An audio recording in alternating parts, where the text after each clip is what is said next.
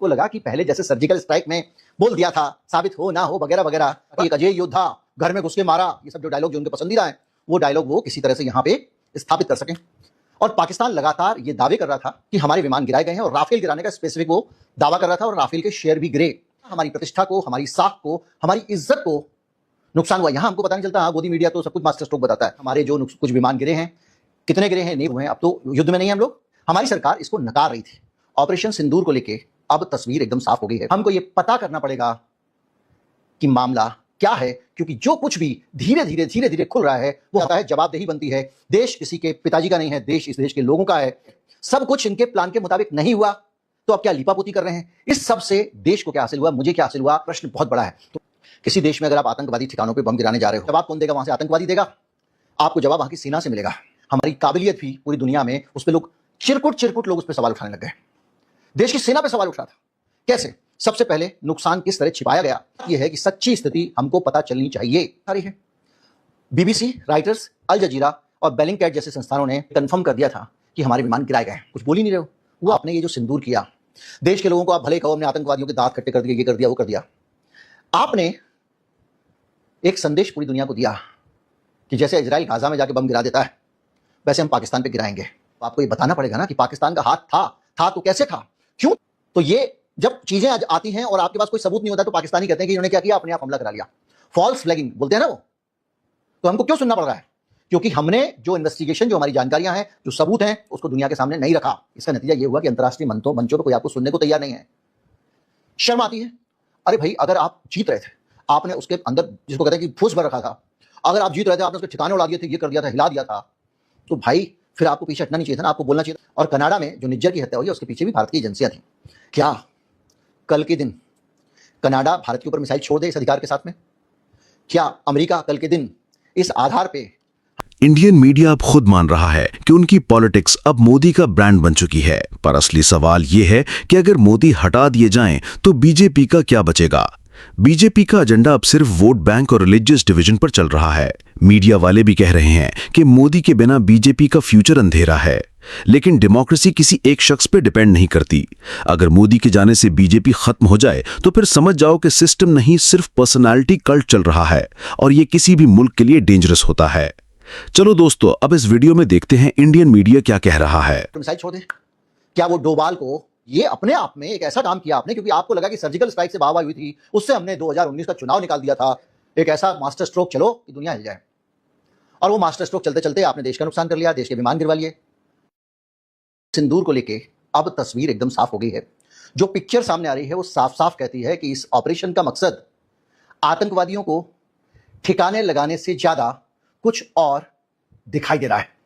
तस्वीर कहती है कि इसमें कुछ ना कुछ फिशी है, इसमें कुछ ना कुछ दुर्गंधारी है, और इसमें कुछ ना कुछ ऐसा है जिस पर अब ज्यादा गहरे झांकने की आवश्यकता है। हमको यह पता करना पड़ेगा कि मामला क्या है, क्योंकि जो कुछ भी धीरे धीरे खुल रहा है वो हमारे सामने एक व्यापक तस्वीर रखता है, और वो तस्वीर ये है कि ऑपरेशन सिंदूर करने के पीछे हमारे देश के पॉलिटिशियंस का मकसद आतंकवाद का मुकाबला करने से ज्यादा कुछ और रहा होगा। और देश को किसी के राजनीतिक लाभ के लिए कितने बड़े स्तर पे नुकसान हुआ, कितना हमारी प्रतिष्ठा को, हमारी साख को, हमारी इज्जत को नुकसान हुआ, यहां हमको पता नहीं चलता। हाँ, गोदी मीडिया तो सब कुछ मास्टर स्ट्रोक बताता है, लेकिन एक जो लोग हैं वो सारे के सारे गोदी मीडिया नहीं देख रहे हैं। जो दूसरे देशों के लोग हैं, भारत में जो खुले दिमाग के लोग हैं, वो सारी दुनिया के मीडिया को खंगाल रहे हैं, और लगातार वो इस चीज को सेंस कर रहे थे, समझ रहे थे, दिमाग में आ रहा था। तो पहले ये था कि देश के लिए जब लड़ने का है, जवाबदेही बनती है। देश किसी के पिताजी का नहीं है, देश इस देश के लोगों का है, और इस देश के लोगों को जवाबदेही देनी ही पड़ेगी।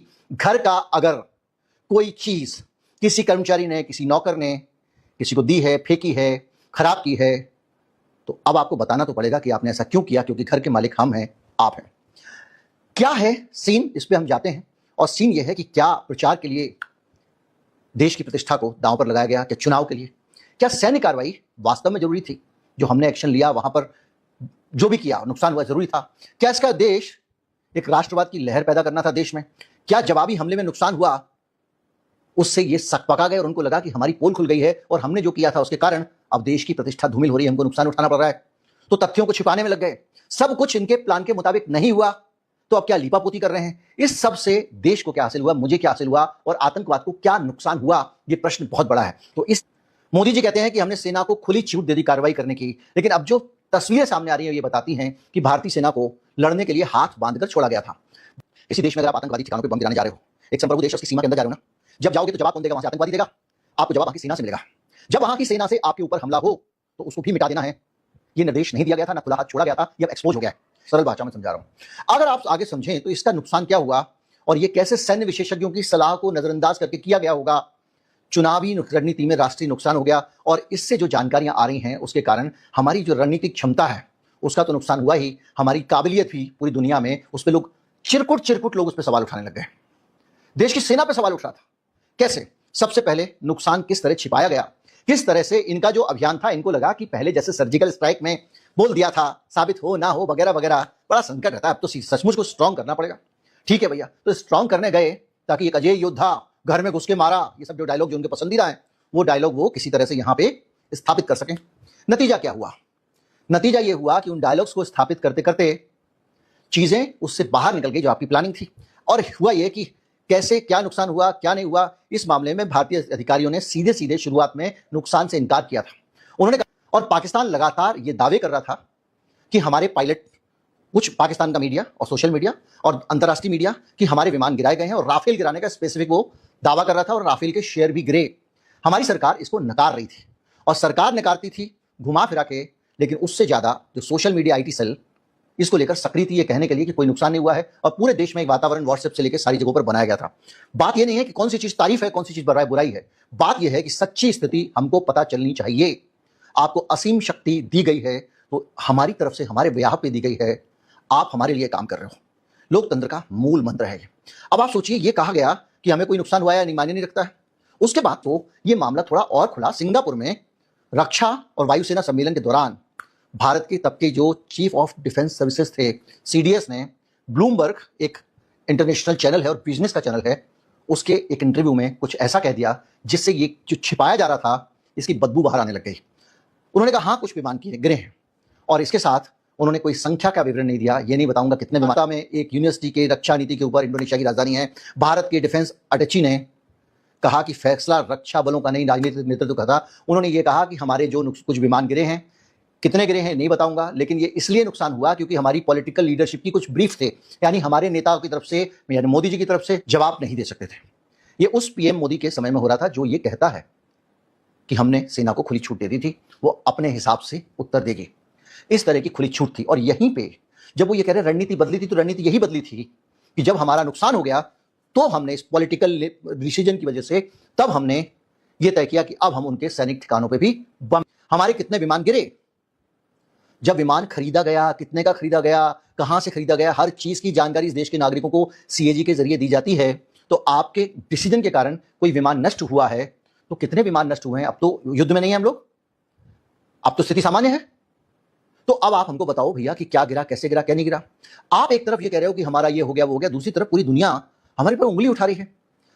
बीबीसी, राइटर्स, अल जजीरा और बेलिंगकैट जैसे संस्थानों ने ओएस, आईएनटी और सैटेलाइट डेटा के जरिए ये कंफर्म कर दिया था कि हमारे विमान गिराए गए हैं। बाकायदा हमारे विमानों की खींची हुई तस्वीरें अंतर्राष्ट्रीय मीडिया में छपी। बार बार ये दावा किया गया पाकिस्तान के लोगों की तरफ से, पाकिस्तान के मीडिया की तरफ से, और कुछ इंटरनेशनल मीडिया और सोशल मीडिया में ये खबरें फैलाई गई कि हमारे कई पायलटों को पकड़ा गया है और उनको पकड़ा गया है। उसमें एक महिला पायलट भी है। ये बात भी काफी दिनों तक सोशल मीडिया, ट्विटर पे चलती रही। सच है कि नहीं पता नहीं, क्योंकि हमारी सरकार कुछ बता ही नहीं रही है। जब सरकार नहीं बताती है तो अपुष्ट सूचनाओं को, अनुमानों को, अफवाहों को स्थान मिलता है। ट्रांसपेरेंसी होगी तो वही सूचना आएगी जो सच है। लेकिन जाहिर बात है, आप सूचना दोगे, इस पर लोग सवाल भी पूछेंगे, सवालों का उत्तर भी देना पड़ेगा। इसीलिए मांग की जा रही थी कि इस पर संसद का सत्र बुलाइए, वहां खुल के बात कीजिए, तो एक बार सारी बातचीत के बाद साफ तस्वीर हो जाएगी, तो देश को कोई संशय नहीं रहेगा। विदेशी मीडिया या विदेशी कोई कुछ कहता है तो कहे, क्योंकि हमको अपनी सच्चाई पता है।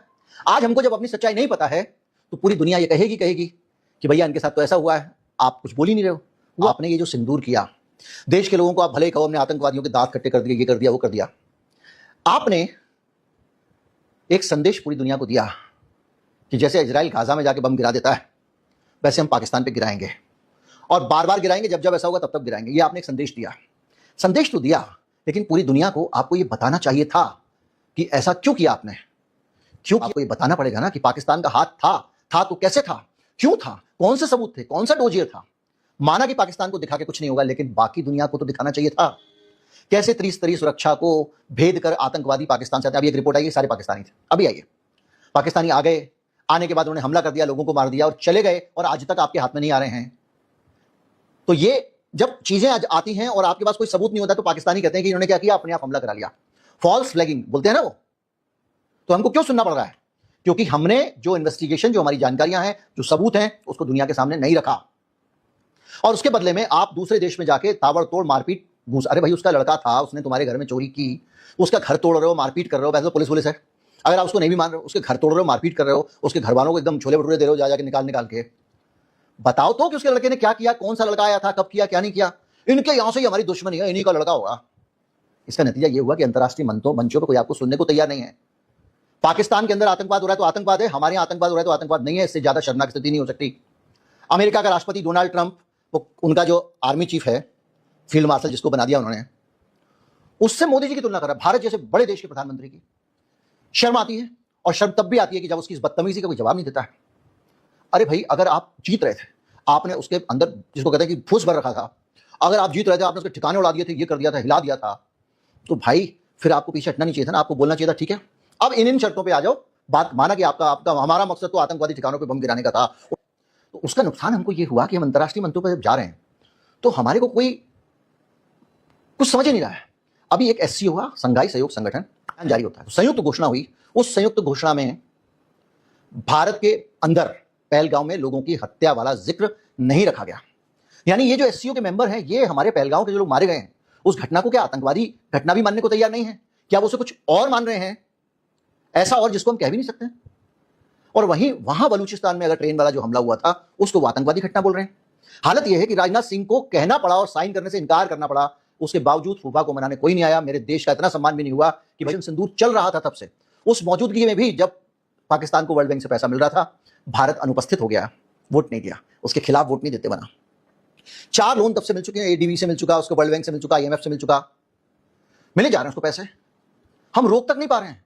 हम बात करते हैं पाकिस्तान, तो क्या है मतलब, हम पाकिस्तान की सरकार से कुछ नहीं करना चाहते, पाकिस्तान की सेना के ऊपर बम मत गिराना, सिर्फ आतंकवादी पे गिरा के हम आगे करके हम लोग यहां ढोल पीटेंगे और वोट मांगेंगे।